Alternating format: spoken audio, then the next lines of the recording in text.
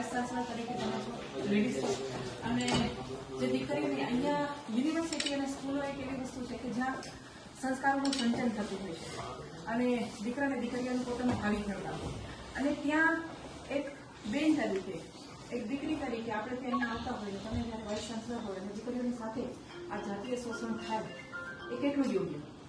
અને ભવિષ્યની આપ જ્યારે 2007માં જ્યારે યુનિવર્સિટીની જ્યારે આપણે સ્થાપના કરી ત્યાર પછીના કન્ટિન્યુઅસ આવા કિસ્સાઓ બને છે.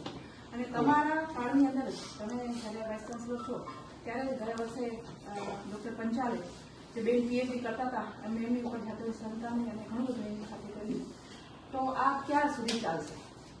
એટલે તમને એક્શન તો આપણે જાય તો પહેલાં તો દુઃખદ વાત છે કે આવું કરવું નહીં. કોઈ જગ્યાએ ક્યાંય જોઈએ કે એના મને નહીં પડે તો એ બધા અમારે જ તમે તો ડૉક્ટર પંચાલનું જોવો એ કંઈ મારા કામનું નથી, આગળ નહોતું, પણ તરત જ અમે એની એક્શન બહુ સ્ટ્રિક્ટ એક્શન લીધી. અમને પણ આગળ કરી દીધેલા એટલે જે અમને પણ શું એક્શન લીધા સર? ટર્મિનેટ કર્યા. એફઆઈઆર કરવાની જવાબદારી પણ તમારી હતી ને? આપણે આજનું આ વાત કરીએ નહીં, ટર્મિનેટ તો ખાલી વિકલ્પ નથી ને. કોઈ વ્યક્તિને ટર્મિનેટ કરો છો તમે દૂર કરી દીધા, હું એક રિમાન્ડ દુઃખ સ્વીકારું, સારી બાબત છે, પણ એને જાતીય સતામણી કરી તો તમારી ફરજ હતી ને કે 376 અંતર્ગત એની ઉપર આપણે ફરિયાદ દાખલ કરીએ. એઝ એ સુઓ મોટો લઈને તમારે તો કહી શકે તમે વીસી હતા, તમે નહોતા તો સાહેબ હતા રજિસ્ટ્રાર તરીકે, તો એ આગળ જવાબદારી લઈને કરી શકતા હતા. ત્યારે જો દાખલો બેસાડી દીધો હોત તો આ બીજી ઘટના સામે ન આવી જ ને. બેન, જ્યારે દીકરીઓની સાથે આવો બનાવ બનતા હોય, તમે એક એઝ એ મા તરીકે જ કહેવાઓ ને અહીંયા આજે, તો તમે એની ઉપર કે એફઆઈઆર કરાવી હોત તો એક બીજો માણસ જેવી રીતે પેલા સાહેબને તમે ટર્મિનેટ કર્યા, એની ઉપર બીજી કોઈ એક્શન નથી પડે. તો ટર્મિનેટ કરવું એ કોઈ બેન, ટર્મિનેટ કરવું એ કોઈ ઉપાય નથી. એનો ઉપાય માટે એની ઉપર એફઆઈઆર કરવી પડે.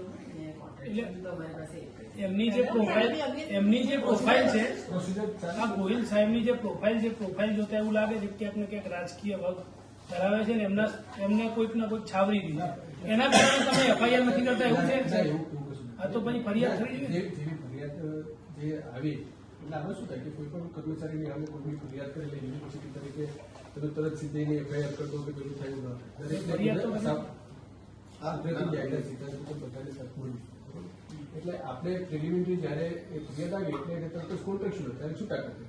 એટલે બાકી જે યુજીસી અને એઆઈસીટીએ જે વ્યવસ્થા કરી છે એ વ્યવસ્થામાં એ કમિટી એના માટેની કાર્યવાહી કરે, એમાં ક્યાંય ઇન્ડિપેન્ડન્સ કરે છે. પછી તે પોલિટિકલ હોય કે કોઈ બી તમે એમ કહો કે પોલિટિકલ હોય તો મેં છૂટા નથી કર્યા, બરાબર, છૂટા કરી દીધા અને કમિટીનો અહેવાલ આવશે અને જે રેકમેન્ડેશન પાલન નથી. ના સાહેબ, એવું નથી પોલિટિકલ હોય તો એને છૂટા ન કરવા, તો મુદ્દો દબાવવા માટે તમે એને છૂટા કરી દો. મુદ્દો દબાવવાની વાત હતી ને સાહેબ. ઝીરો ટોલરન્સની પોલિસી હોય તો એના અંતર્ગત તમે એક્શન પહેલા લઈ લઈએ. રજૂઆત એવી છે કે આપણે તમે વાઇસ ચાન્સલર તરીકે તમે ટર્મિનેટ કર્યા તો કોન્ટ્રાક્ટ બેઝ ઉપર હતો, બરોબર છે, એટલે એને કોઈ એનું એવું ભાન ના થાય કે ચાલો હમણાં છૂટો કર્યો બીજી જગ્યાએ. એઝ અ વાઇસ ચાન્સલર તરીકે અમારી માંગણી એવી છે કે રિપોર્ટ આવ્યા બાદ યુનિવર્સિટીની અંદર જે સંકળાયેલું હોય એને આવી રીતે છૂટા કરી દઈએ એટલે એને બીજે ક્યાંય બી આ એક આખું આ એક પ્રસ્થાપિત થાય કે એમાં અહીંયા તો અહીંયા બીજે ક્યાંય જઈ ન શકે. હવે શું છે કે હવે એ તો પણ રેકોર્ડમાં જઈ શકે, ઓફ રેકોર્ડ ફરિયાદ કેમ ના નોંધાય સાહેબ? અમારું એવું કહેવું છે કે આટલી મોટી મહિલા સાથે આવી ઘટના બની છે તો યુનિવર્સિટીની વાઇસ ચાન્સલર તરીકે બેન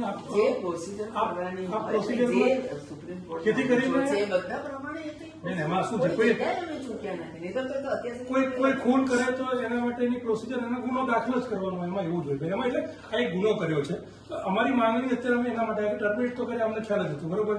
અમારી માંગણી એવી છે કે તમે એવી સજા આપો કે જેથી કરીને ભવિષ્યમાં કોઈ આવી હિંમત ના કરે. તમારે કમિટીનો રિપોર્ટ આવે તપાસ કમિટીનો, એના આધારે તમે એફઆઈઆર રજીસ્ટર કરો કે દીકરી ઉપર આજે જે થયું છે, બરોબર, એવું ફરી વારંવાર આવી ઘટનાઓ બને છે આપણા ત્યાં, તો આવી ફરીવાર ના બને એવો એક દાખલો ટર્મિનેટ કર્યો એ સોલ્યુશન ઓફ ધ રેકોર્ડ તો બધી જગ્યાએ બેન પંચાલ સાહેબ બી નોકરી કરે, સમજો.